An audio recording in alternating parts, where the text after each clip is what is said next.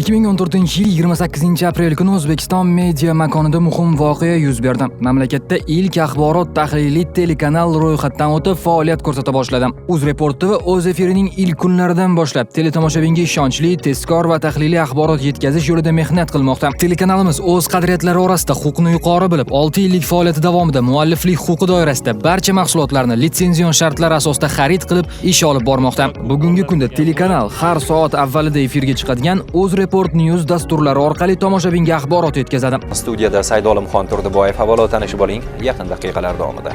Bundan tashqari bir qator mualliflik ko'rsatuvlari muxlislar e'tiborida. Ko'ruvchini ma'rifat, adabiyot va kitobxonlikka undovchi bitmas xazina.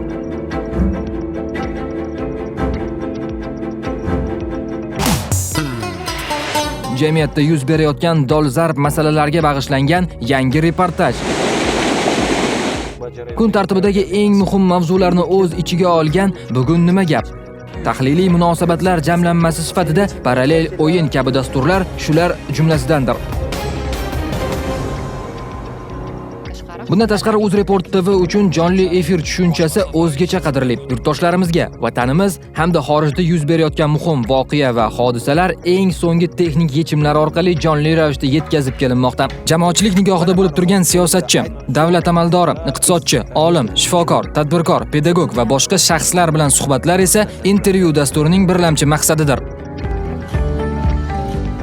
Dunyo o'zgarmoqda va biz hodisalardan sizni xabardor. Bir yil avval telekanal to'liq rebrendingni o'tkazdi.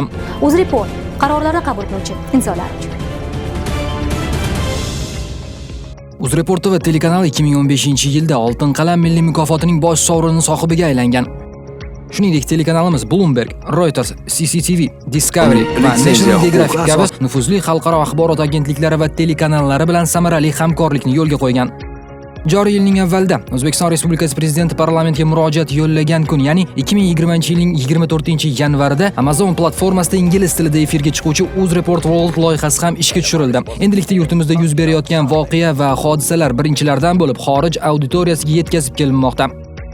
Bundan tashqari telekanal sport muxlislari tomonidan ham sevib tomosha qilinadi. Shu vaqtgacha UzReport TV futbol bo'yicha Euro 2016, 2018-yilda o'tkazilgan Rossiya mundiali, klublar o'rtasida Yevropa Chempionlar Ligasi, Yevropa Ligasi, Angliya Premyer Ligasi, La Liga, A Seriya, Angliya Kubogi singari Yevropaning eng nufuzli turnirlarini UzReport axborot agentligining loyihalaridan biri bo'lgan hamda 3 yildan buyon mamlakatda kontent e'tiboridan unikal bo'lib turgan Futbol TV telekanali bilan birga namoyish etib kelmoqda. Shuningdek, boks, velosport, dzyudo va boshqa ko'plab sport turlariga bag'ishlangan jonli translyatsiyalar bu tomoshabin birinchi navbatda UzReport TV dan kutadigan kontentdir.